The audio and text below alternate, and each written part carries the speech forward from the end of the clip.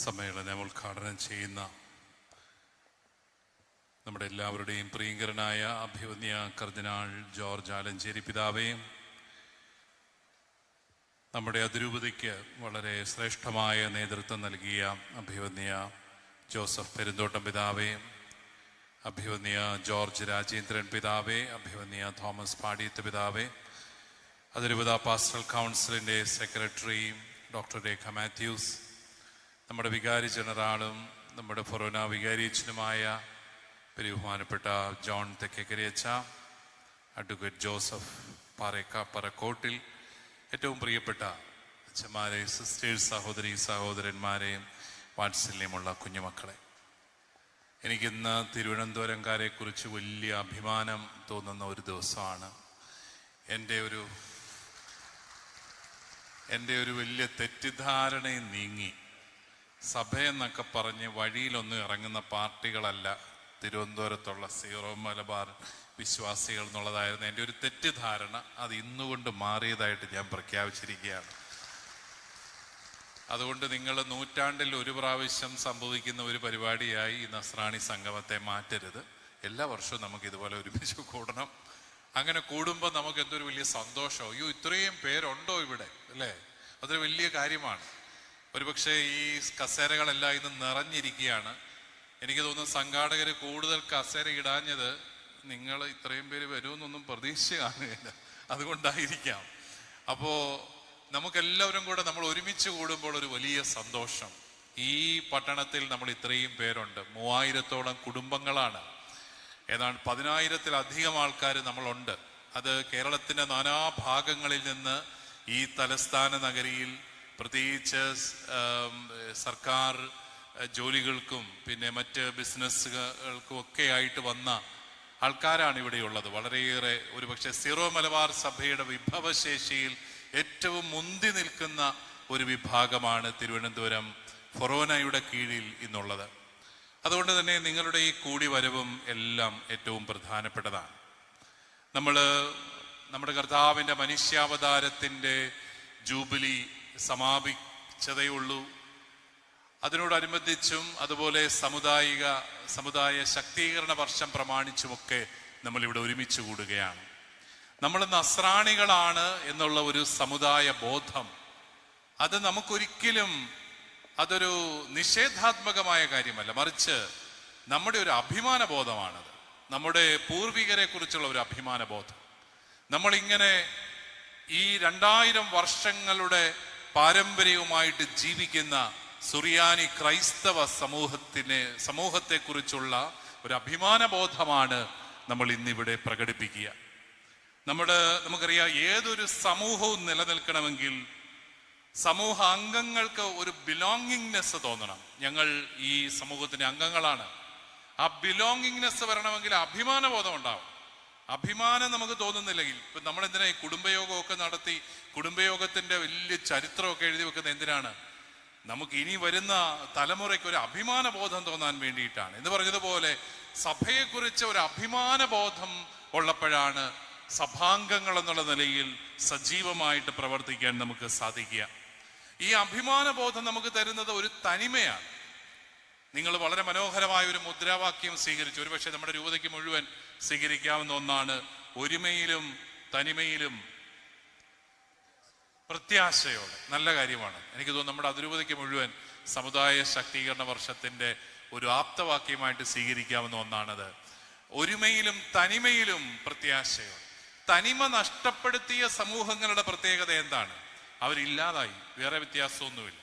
അവരില്ലാതായി പോയി. അവരെ ഒന്നിപ്പിക്കുന്ന ഘടകങ്ങളൊന്നും ഇല്ലാതായി പോയി. നമ്മളെ ഒന്നിപ്പിക്കുന്ന പ്രധാനപ്പെട്ട ഘടകം ആത്മീയ ഘടകങ്ങളാണ്. അതിലേറ്റവും പ്രധാനം നമ്മുടെ ആരാധനാക്രമമാണ്. ചങ്ങനാശ്ശേരി അതിരൂപത എന്തിനാണ് എല്ലാ കാലത്തും ഈ ആരാധനാക്രമത്തിലെ തനിമയ്ക്ക് വേണ്ടിയിട്ട് വാദിച്ചത്? ഈ സമൂഹം നഷ്ടപ്പെട്ടു പോകാതിരിക്കാൻ വേണ്ടിയിട്ടാണ്. ഈ സമൂഹം പ്രതിനിധാനം ചെയ്യുന്ന ആത്മീയ പൈതൃകം നഷ്ടപ്പെടാതിരിക്കാൻ വേണ്ടിയിട്ടാണ്.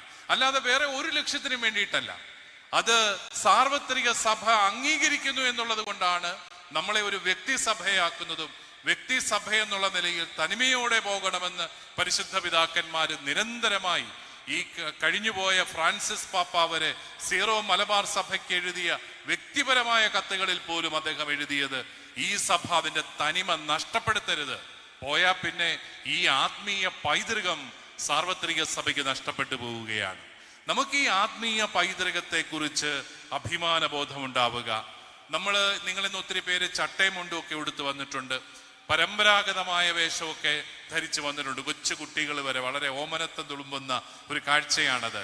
അതൊക്കെ നമ്മളെ സൂചിപ്പിക്കുന്നു. ഒരുപക്ഷെ ചട്ടയും മുണ്ടും കൊടുത്തുകൊണ്ട് നമ്മുടെ ചെറുപ്പക്കാർ പെൺപിള്ളേരൊക്കെ ഇന്ന് വന്നിട്ടുണ്ട്. അവരാരെങ്കിലും നാളെ ഇത് കൊടുത്തുകൊണ്ട് കോളേജിൽ പോകുന്ന എനിക്ക് സംശയമുണ്ട്.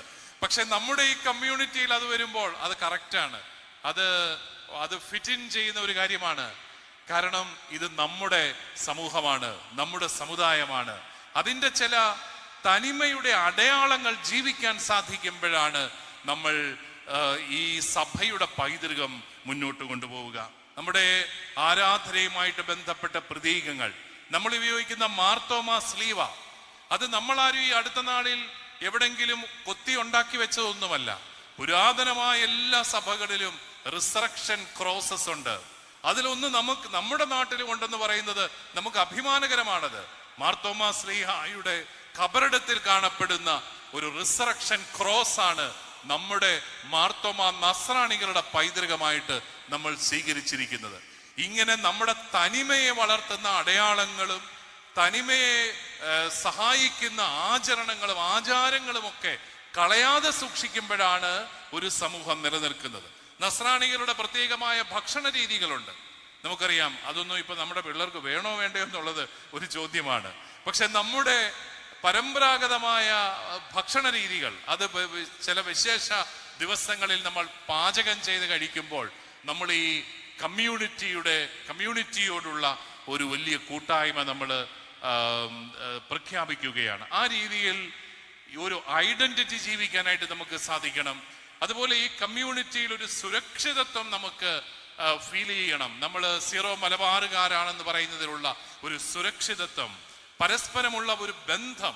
നമ്മളിവിടെ തലസ്ഥാന നഗരിയിൽ നമുക്ക് പല രീതിയിൽ ഈ സഭയെ മുഴുവൻ സഹായിക്കാൻ സാധിക്കുന്ന ഒത്തിരി ആൾക്കാരുണ്ട്. പ്രത്യേകിച്ച് നമ്മുടെ സർക്കാർ സർവീസുകളിലൊക്കെയുള്ള ആൾക്കാർക്ക് എന്തേലും നമുക്ക് നമ്മുടെ കമ്മ്യൂണിറ്റിയെ സഹായിക്കാനായിട്ട് സാധിക്കും, വളർത്താനായിട്ട് സാധിക്കും. ആ രീതിയിലെല്ലാം നമുക്ക് മുന്നോട്ട് പോകാൻ സാധിക്കണം എന്നുള്ളതാണ് എനിക്ക് പറയുവാനുള്ളത്. നമ്മുടെ ഈ തിരുവനന്തപുരത്തെ സീറോ മലബാർ സമൂഹം, ഞാൻ നേരത്തെ പറഞ്ഞതുപോലെ വിഭവശേഷിയിൽ ഏറ്റവും മുന്നിൽ നിൽക്കുന്ന ഒരു സമൂഹമാണ്. അതുകൊണ്ട് തന്നെ നമ്മുടെ ഈ കമ്മ്യൂണിറ്റി തളർന്നു പോകാതെ വളർത്താനായിട്ട് നമ്മൾ നിരന്തരമായിട്ട് പരിശ്രമിക്കണം. എനിക്ക് ഒരു കാര്യം പറയാനുള്ളത്, നമ്മുടെ മലങ്കര കത്തോലിക്ക സഹോദരങ്ങള് ചിലപ്പോൾ ഇതിനകത്തെ ഇരിപ്പുണ്ടാവും. മലങ്കര സഭയിൽ നിന്ന് കല്യാണം കഴിച്ചു വന്നവരൊക്കെ, അവരുടെ ഒരു പ്രത്യേകത, അവരെക്കുറിച്ച് എനിക്ക് ഒത്തിരി സന്തോഷമുള്ളത്, അവരങ്ങനെ ഇങ്ങനെയൊന്നും നമ്മുടെ പള്ളിയിലൊന്നും കുർബാനയ്ക്കൊന്നും വരികയില്ല. നിങ്ങൾ എത്ര അവരുടെ പുറകെ നടന്ന് വിളിച്ചാലും അവർ വരികയില്ല. നമ്മുടെ ലത്തീൻ സഭാംഗങ്ങളായ സഹോദരങ്ങൾ ഒത്തിരി പേര് ഇവിടെ തിങ്ങിപ്പാർക്കുന്നുണ്ട്.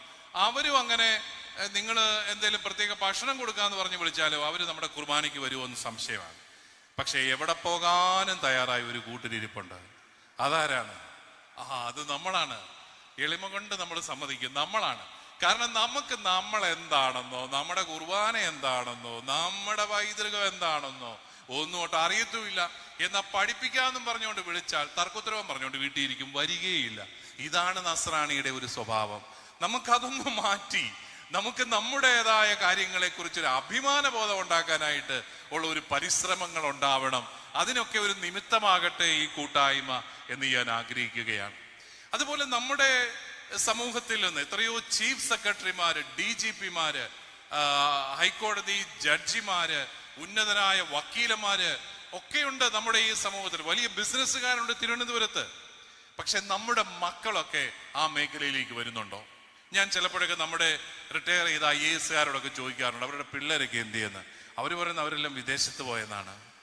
നമുക്ക് എന്തുകൊണ്ടാണ് കഴിഞ്ഞ ഒരു 10 വർഷമായിട്ട് എനിക്ക് തിരുവനന്തപുരത്തെ കമ്മ്യൂണിറ്റി ഏറ്റവും അടുത്തറിയാം. ഒറ്റ ഒരാൾ പോലും സിവിൽ സർവീസ് പരീക്ഷ പാസ്സായതായിട്ട് ഞാൻ കേട്ടിട്ടില്ല. KAS 2-3 പേര് അത് ഇവിടെ വന്ന് പരിശീലനമൊക്കെ നേടിയവര് കേരള അഡ്മിനിസ്ട്രേറ്റീവ് സർവീസിൽ കയറി. ബാക്കി നമ്മുടെ കുഞ്ഞുങ്ങൾ എന്തുകൊണ്ടാണ് ഏറ്റവും വിദ്യാഭ്യാസ നിലവാരമുള്ള, ഏറ്റവും കൂടുതൽ അക്കാദമിക സൗകര്യങ്ങളുള്ള, ഏറ്റവും കൂടുതൽ സിവിൽ സർവീസ് കോച്ചിങ് സെന്റേഴ്സ് ഉള്ള ഈ തിരുവനന്തപുരത്ത് നിന്ന് നമ്മുടെ കുട്ടികൾ എന്തുകൊണ്ടാണ് ഒരാൾ പോലും വരാത്തത്? അത് നമ്മൾ ചിന്തിക്കണം. കാരണം നമ്മുടെ കുട്ടികളൊക്കെ യാഥാർത്ഥ്യത്തിന് നിരക്കാത്ത പ്രതീക്ഷകളോടുകൂടി അങ്ങ് പോവുകയാണ്. നമ്മുടെയൊക്കെ കുറെ പിള്ളേരൊക്കെ വിദേശത്ത് പൊക്കോട്ടെ, കാരണം അല്ലെങ്കിൽ നമ്മൾ ആരും ഇവിടെ നേരെ ചൊവ്വേ ജീവിക്കുമെന്ന് എനിക്ക് തോന്നുന്നില്ല. കാരണം അവരൊക്കെ തരുന്ന കാശ് കൊണ്ടൊക്കെയാണ് നമ്മുടെ പല കുടുംബങ്ങളും മുന്നോട്ട് പോകുന്നത്. ശരിയാ. പക്ഷേ നമ്മുടെ കൂട്ടത്തിൽ ഏറ്റവും മിടുക്കരായിട്ടുള്ള കുട്ടികൾ, മത്സര പരീക്ഷകൾ എഴുതിയാൽ കിട്ടുമെന്ന് നല്ല ഉറപ്പുള്ള പിള്ളേര്, അവരൊക്കെയുണ്ട് നമ്മുടെ മക്കളായിട്ട്. പക്ഷെ അവർ എന്തുകൊണ്ടാണ് ഈ മേഖലയിലേക്ക് വരാത്തത്?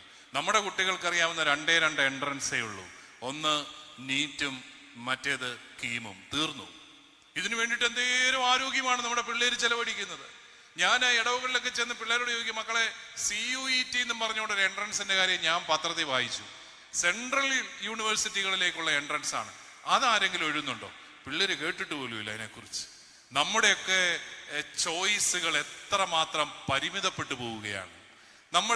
നമ്മുടെ ഈ സമൂഹത്തിന് ഉന്നതമായ രീതിയിൽ സംഭാവനകൾ നൽകാൻ സാധിക്കുന്ന നമ്മുടെ പല മക്കളും വിദേശത്തൊക്കെ പോയി പേരില്ലാത്ത ആരോ ഒക്കെ ആയിട്ട് ഏതോ കുഗ്രാമത്തിൽ പോയി അവർ ജീവിക്കുന്നുണ്ട്, കുറെ പണം ഉണ്ടാക്കുന്നുണ്ട്. എന്തിനാന്ന് അവർക്കും അറിയത്തില്ല, അവരുടെ കൂടുതലുള്ളവർക്കും അറിയത്തില്ല. അതാണ് നമ്മുടെ ഒരു അവസ്ഥ. നമ്മളെപ്പോഴും ഓർക്കണം, നമുക്ക് നമ്മുടെ മക്കളിലൂടെയാണ് നമ്മുടെ സമൂഹം വളരുന്നത്. ഒന്നാമത് നമ്മൾ ചെയ്ത മണ്ടത്തരം, നമുക്ക് മക്കളുടെ എണ്ണം വളരെ കുറഞ്ഞു പോയി. നമ്മൾ സുറിയാനി കത്തോലിക്കൻ കാണിച്ച ഏറ്റവും വലിയ മണ്ടത്തരമാണ്. നമ്മള് ഏറ്റവും കൂടുതൽ വളർന്നത് എങ്ങനെയാണ്? മക്കളിലൂടെയാണ് വളർന്നത്. മക്കളാണ് സമ്പത്തുണ്ടാക്കിയത്. അപ്പന്മാരുണ്ടാക്കിയതിനേക്കാളും കൂടുതൽ സമ്പത്തുണ്ടാക്കി തന്നത് മക്കളാണ്. ഒത്തിരി മക്കളുള്ള കുടുംബങ്ങൾ സമ്പത്തിലും ഒക്കെ വിഭവശേഷിയിൽ എന്തേലും വളർന്നു. പക്ഷെ നമ്മൾ എന്നെ അടുത്തു, നമ്മൾ പിള്ളേരുടെ എണ്ണം എല്ലാം കുറച്ചു. അതോടുകൂടി എല്ലാം കുറഞ്ഞു പോയി. ഇപ്പോ സ്ഥലങ്ങളും നഷ്ടപ്പെട്ടു പോകുന്നു, സമ്പത്ത് നഷ്ടപ്പെട്ടു പോകുന്നു. നമ്മൾ ഏകാന്തപതികരായിട്ട് അവിടെ ഇവിടെ എല്ലാം നടക്കുകയാണ്. ഈ സമ്മേളനത്തിലും ഒത്തിരി കുഞ്ഞുങ്ങൾ പങ്കെടുക്കുന്നില്ല എന്നുള്ളത് ഞാൻ ശ്രദ്ധിച്ചു. കാരണം കുട്ടികളില്ല, പലയിടത്തും കുട്ടികളില്ല. ഉള്ളവരെ ഒട്ടും നമ്മൾ പുറത്തിറക്കത്തില്ല. നമ്മൾ അവരെ വെയിൽ കൊള്ളിക്കാതെ വളർത്തുകയാണ്. അവര് വെയിൽ കൊള്ളാൻ പാടില്ല. അപ്പോ പിള്ളേരും ചെറുപ്പക്കാരും എല്ലാം കുറഞ്ഞു പോയി. പ്രായമാകുന്ന ഒരു കമ്മ്യൂണിറ്റി ആയിട്ട് മാറുമ്പോൾ നമുക്ക് എങ്ങനെയാണ് പ്രത്യാശയോടുകൂടി ചിന്തിക്കാൻ സാധിക്കുക? അതുകൊണ്ട് അതൊക്കെ തിരുത്താനുള്ള ഒരു ചിന്ത കൂടി നമ്മൾക്കുണ്ടാവണം. നമുക്ക് കൂടുതൽ മക്കളുണ്ടാവണം. അതുപോലെ തന്നെ ജീവിക്കാൻ ധൈര്യമുള്ള കുഞ്ഞുങ്ങൾ ഉണ്ടാവണം. അവർക്ക് വേണ്ടി നിങ്ങൾ തന്നെ തീരുമാനങ്ങൾ എടുക്കാനും ബുദ്ധിമുട്ടുകളെ നേരിടാനും വെല്ലുവിളികളെ നേരിടാൻ പ്രാപ്തിയുള്ളവരാക്കിയവരെ വളർത്തിയെടുക്കാനും ഒക്കെ സാധിക്കുമ്പോഴാണ് നമ്മുടെ കുട്ടികൾ വ്യത്യസ്തമായ മേഖലകളിൽ വളരുന്നതും അവരിലൂടെ നമ്മുടെ സമൂഹം വളരുന്നതുമെല്ലാം. തിരുവനന്തപുരത്ത് നമ്മുടെ ഈ സമൂഹത്തിന് ഒത്തിരി കാര്യങ്ങൾ ചെയ്യാനായിട്ട് സാധിക്കും. നമുക്ക് കാരുണ്യ പ്രവർത്തനങ്ങളുടെ മേഖലയിൽ നമ്മൾ ഒത്തിരി കാര്യങ്ങൾ ചെയ്യുന്നുണ്ട്. നിങ്ങളെല്ലാവരും വ്യക്തിപരമായി നിങ്ങളുടെയൊക്കെ ഒരു ദശാംശം കാരുണ്യ പ്രവർത്തനങ്ങൾക്ക് കൊടുക്കുന്നവരാണ്. അതുകൊണ്ടാണ് നമുക്കിവിടെ വളരെ പ്രശസ്തമായിട്ട് പ്രവർത്തിക്കുന്ന ലൂർദ് മാതാ കെയർ നമ്മുടെ എല്ലാവരുടെയും ഇടവകകളുടെയും ഒക്കെ സഹകരണത്തോടുകൂടി നമുക്കിവിടെ പടുത്തുയർത്താനായിട്ട് സാധിച്ചത്. 100ഓളം ക്യാൻസർ രോഗികൾക്കും അവരുടെ കൂട്ടിരിപ്പുകാർക്കുമെല്ലാം വലിയ ആശ്രയമായിട്ട് മാറുന്ന ലൂർദ് മാതാ കെയറുണ്ട്. നെടുമങ്ങാട് നമ്മൾ ആരംഭിച്ച മദർ തെരേസ ഹോമുണ്ട്. അതെല്ലാം ഇപ്പോഴും നടന്നു പോകുന്നത് നിങ്ങളുടെ ഔദാര്യപൂർണമായ സംഭാവനകൾ കൊണ്ടാണെന്നുള്ളത് ഞാൻ നന്ദിയോടുകൂടി ഓർക്കുകയാണ്. ആ മേഖലയിൽ നമുക്ക് പുതിയ സ്ഥാപനങ്ങൾ തുടങ്ങാൻ സാധിക്കും. ഈ പ്രദേശത്തിന് മെച്ചപ്പെട്ട സേവനം നൽകാനായിട്ട് സാധിക്കും. നമ്മുടെ സന്യാസ സമൂഹങ്ങൾ ഈ തലസ്ഥാന നഗരിലെ ഏറ്റവും മികച്ച സ്കൂളുകൾ നടത്തുന്നുണ്ട്, കോളേജുകൾ നടത്തുന്നുണ്ട്. അവരെ നമുക്ക് നന്ദിയോടുകൂടി ഓർക്കാം. അതിരൂപതയ്ക്ക് നേരിട്ടൊരു സ്കൂളൊന്നും ഇവിടെ തുടങ്ങാൻ സാധിച്ചില്ലെങ്കിലും നമ്മുടെ സന്യാസ സമൂഹങ്ങളിലൂടെ ധാരാളം നല്ല സ്കൂളുകൾ, ഏറ്റവും മികച്ച സ്കൂളുകൾ നമ്മുടെ ഈ സുറിയാനി കത്തോലിക്ക സമൂഹത്തിനുണ്ടെന്നുള്ളത് നമുക്ക് അഭിമാനകരമാണ്.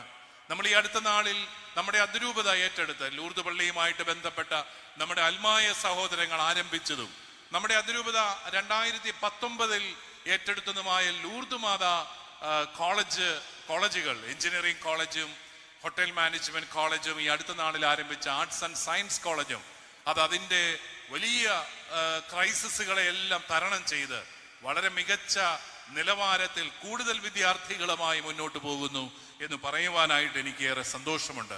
പക്ഷെ അതിനെയും നമ്മുടെ സമൂഹം സ്വന്തമെന്ന് കരുതി അതിനെയും വളർത്താൻ ശ്രമിച്ചെങ്കിൽ മാത്രമേ ഈ സ്ഥാപനങ്ങളൊക്കെ വളരുകയുള്ളൂ എന്നുകൂടി പറയുവാനായിട്ട് ഞാൻ ആഗ്രഹിക്കുകയാണ്. അതുപോലെ നമ്മുടെ സമുദായത്തിന് പൊതു സംരംഭങ്ങൾ ഈ തലസ്ഥാന നഗരിയിൽ ഇനിയും ആരംഭിക്കാൻ സാധിക്കുമെന്ന് തന്നെ ഞാൻ വിശ്വസിക്കുകയാണ്. നമ്മുടെ ദീപിക ദിനപത്രത്തിന്റെ കാര്യം കൂടി പറയാനായിട്ട് ഞാൻ ആഗ്രഹിക്കുന്നു. നമ്മുടെ സമുദായം പിന്തുണച്ചില്ലെങ്കിൽ വളരുമെന്ന് എനിക്ക് വലിയ പ്രതീക്ഷയില്ലാത്ത ഒരു സംഭവമാണത്. നമ്മുടെ സമുദായം അതിനെ പിന്തുണയ്ക്കണം. കാരണം ഈ കേരളത്തിന്റെ വ്യത്യസ്തമായ ഒരു പശ്ചാത്തലത്തിൽ അതിനെ സമുദായത്തിന്റെ പത്രമായിട്ട് മുദ്ര കുത്തിയിട്ടിരിക്കുകയാണ്. അപ്പൊ നമ്മളും കൂടെ അതിനെ വളർത്തിയില്ലെങ്കിൽ പിന്നെ ആരാണത്? അതുകൊണ്ട് നമ്മുടെയൊക്കെ കുടുംബങ്ങളിൽ നമ്മുടെ ശബ്ദമായ, നമ്മുടെ സമുദായത്തിന്റെ ശബ്ദമായ ഈ ദീപിക ഉണ്ടാവണം എന്നുള്ളതാണ്. നമുക്കറിയാം, നമ്മുടെയൊക്കെ പല ന്യായമായ ആവശ്യങ്ങൾ പോലും സർക്കാരുകൾ അംഗീകരിക്കാത്ത പല സാഹചര്യങ്ങളുണ്ട്. ഈ കഴിഞ്ഞ ദിവസം ഞാൻ പത്രത്തിൽ വായിച്ചു, കേറ്ററ്റ് എന്ന് പറയുന്ന പരീക്ഷ അതെല്ലാ അധ്യാപകരും എഴുതണം. അത് പണ്ട് സർവീസിൽ കയറിയവർ പോലും ഈ വയസ്സാങ്കാലത്ത് അത് പഠിച്ചെഴുതണം. എഴുതിയില്ലെങ്കിൽ അവരെ പിരിച്ചുവിടണമെന്നൊക്കെ സുപ്രീം കോടതി ഉത്തരവാണ്. പക്ഷെ അതിനെതിരെ അത് നടപ്പിലാക്കേണ്ടതില്ല എന്ന് സർക്കാർ തീരുമാനിച്ചു. വളരെ എളുപ്പം. കാരണം എന്താ? അധ്യാപക സംഘടനകളുടെ വലിയ സമ്മർദ്ദം അവിടെ ഉണ്ടായിരുന്നു. നമുക്കതിനകത്ത് സന്തോഷം മാത്രമേ ഉള്ളൂ. അധ്യാപകർക്ക് അനുകൂലമായ ഒരു നിലപാട് ഗവൺമെന്റ് സ്വീകരിച്ചു. പക്ഷേ അസംഘടിതരായ ഒരു വിഭാഗം അധ്യാപകര്, ജോലി കിട്ടിയിട്ടും ശമ്പളം കിട്ടാത്തവർ, ആയിരക്കണക്കിന് ആൾക്കാര്, ഭിന്നശേഷി നിയമനത്തിന്റെ പേരിൽ തടസ്സപ്പെട്ട് കിടക്കുന്ന 16,000-ഓളം അധ്യാപകരുടെ നിയമനത്തിന്റെ കാര്യത്തിൽ നമ്മൾ നിരന്തരമായിട്ട് സർക്കാരിനോട് പറഞ്ഞുകൊണ്ടിരിക്കുകയാണ്. അവർ നമുക്ക് ഒത്തിരി വാഗ്ദാനങ്ങളൊക്കെ തന്നു, ഒന്നും നടക്കുന്നില്ല. ആ അധ്യാപകർ ഇപ്പോഴും വേദനയോടുകൂടി നടക്കുകയാണ്. അവർക്ക് വേണ്ടി നമ്മൾ ശബ്ദിക്കുമ്പോൾ അതൊരിക്കലും നമ്മുടെ സമുദായത്തിന് വേണ്ടിയിട്ടുള്ള ശബ്ദമല്ല. കാരണം അക്കൂട്ടത്തിൽ നാനാ ജാതി മതസ്ഥരുണ്ട്. നമ്മുടെ സ്കൂളുകളിൽ ആയിരക്കണക്കിന് അധ്യാപകരുണ്ട്. നമ്മൾ എന്തുകൊണ്ടാണ് ആ മേഖലകളിൽ സർക്കാരിനോട് ഇടപെടണമെന്ന് പറയുന്നത്? നിങ്ങളത് ഇടപെട്ടില്ലെങ്കിൽ നമ്മുടെ സ്കൂളുകൾ പിന്നെ ദുർബലപ്പെട്ടു പോകും. എയ്ഡഡ് വിദ്യാഭ്യാസ സ്ഥാപനങ്ങൾ ദുർബലപ്പെട്ടു കഴിഞ്ഞാൽ ആർക്കാണ് അതിന്റെ നഷ്ടം? ഈ നാട്ടിലെ പാവപ്പെട്ട വിദ്യാർത്ഥികൾക്കാണ് അതിന്റെ നഷ്ടം. നമ്മുടെ അധ്യാപകർക്ക് ശമ്പളം കിട്ടിയില്ലെങ്കിൽ അവരാരെങ്കിലും ചൊവ്വ നേരെ പഠിപ്പിക്കുമോ? 7 വർഷമായിട്ട് 8 വർഷമായിട്ട് ശമ്പളം കിട്ടാത്ത അധ്യാപകര് നമുക്കുണ്ട്. ഇങ്ങനെയുള്ള കാര്യങ്ങളൊക്കെ സർക്കാരിന്റെ ശ്രദ്ധയിൽപ്പെടുത്തുമ്പോൾ പലപ്പോഴും അത് വേണ്ട രീതിയിൽ പരിഗണിക്കപ്പെടാതെ പോകുന്നതിന്റെ കാരണം നമ്മുടെ സമൂഹം ഒരുമിച്ച് നിൽക്കാത്തത് കൊണ്ടും ഒരുമിച്ച് നിന്ന് ശബ്ദിക്കാൻ നമുക്ക് സാധിക്കാത്തത് കൊണ്ട് കൂടിയാണ്. അതുകൊണ്ടാണ് ഇപ്രകാരമുള്ള കൂട്ടായ്മകൾക്കെല്ലാം വലിയ പ്രസക്തിയുള്ളത്. ഒരുമിച്ച് നിൽക്കാനും ഈ സമൂഹത്തിന്റെ പൊതുവായ ആവശ്യങ്ങൾക്ക് വേണ്ടിയിട്ട് ശബ്ദിക്കാനും എല്ലാം നമുക്കെന്നും സാധിക്കണം. നമ്മളൊരു സമുദായ സമ്മേളനം കൂടുമ്പോഴും നമ്മൾ ഒരിക്കലും ഒരു സമുദായത്തിന് വേണ്ടിയുള്ള ഒരു സമ്മേളനമല്ലത്. നമ്മൾ എന്നും ആവശ്യപ്പെട്ടിട്ടുള്ളത് പൊതുസമൂഹത്തിന് വേണ്ടി മാത്രമാണ്. പൊതുസമൂഹത്തിന് താല്പര്യമുള്ള വിഷയങ്ങൾ മാത്രമാണ് നമ്മൾ ഏറ്റവും ശക്തമായിട്ട് ഉന്നയിച്ചിട്ടുള്ളതും. അതല്ലാതെ നമ്മുടെ വ്യക്തിപരമായ കാര്യങ്ങൾക്ക് വേണ്ടി നമ്മൾ ഒന്നും ചെയ്യുന്നില്ല എന്നുള്ളത് കൂടി നമ്മൾ തിരിച്ചറിയണം. നമ്മുടെ സമൂഹം മാത്രം വളരണമെന്നുള്ള വളരെ ഇടുങ്ങിയ കാഴ്ചപ്പാടൊന്നുമല്ല നമുക്കുള്ളത്. എല്ലാവരും വളരണം, എല്ലാവരും സൗഹാർദ്ദത്തോടു കൂടി കഴിയണം. അങ്ങനെ സമത്വത്തോടു കൂടി കഴിയാനുള്ള സാഹചര്യങ്ങൾ നമ്മുടെ സർക്കാരുകൾ നമുക്ക് ചെയ്തു തരണം. അതല്ലെങ്കിൽ അസമത്വം ഉണ്ടാകുമ്പോൾ അസ്വസ്ഥതയുണ്ടാവും സമൂഹങ്ങൾക്ക്. സാധാരണ രീതിയിൽ അസ്വസ്ഥപ്പെടാതെ ശാന്തമായിട്ട് പോകുന്ന ഒരു സമൂഹമാണ് നമ്മളെങ്കിൽ പോലും തികച്ചും പലപ്പോഴും വളരെ നിർവികാരതയോടുകൂടി നമ്മുടെ ആവശ്യങ്ങളെ പരിഗണിക്കുമ്പോൾ ചിലപ്പോൾ നമ്മളുടെ ഇടയിലും അസ്വസ്ഥതകൾ ഉണ്ടാകുമെന്നുള്ളത് ബന്ധപ്പെട്ടവർ തിരിച്ചറിയുന്നത് എന്തുകൊണ്ടും നല്ലതാണ്. ഇപ്രകാരം ഈ ഒരു കൂട്ടായ്മ ഇപ്രകാരം സംഘടിപ്പിച്ചതില് പ്രിയ ബഹുമാനപ്പെട്ട തെക്കേക്കരി അച്ഛനോടൊപ്പം ഈ കഴിഞ്ഞ മാസങ്ങളിൽ ഒത്തിരിയേറെ അധ്വാനിച്ച നമ്മുടെ എല്ലാ പ്രിയപ്പെട്ട അച്ഛന്മാരെയും അതുപോലെ സിസ്റ്റേഴ്സിനെയും നിങ്ങൾ അൽമായ സഹോദരങ്ങളെ എല്ലാവരെയും ഒത്തിരി സ്നേഹത്തോടെ വാത്സല്യത്തോടു കൂടി ഞാൻ ഓർക്കുന്നു. എല്ലാവർക്കും നന്ദി പറയുന്നു. കൂട്ടായ്മയിൽ ഒരുമിച്ച് തനിമയോടെ നമുക്ക് മുന്നേറാം. ദൈവം നമ്മളെ എല്ലാവരെയും സമൃദ്ധമായി അനുഗ്രഹിക്കട്ടെ.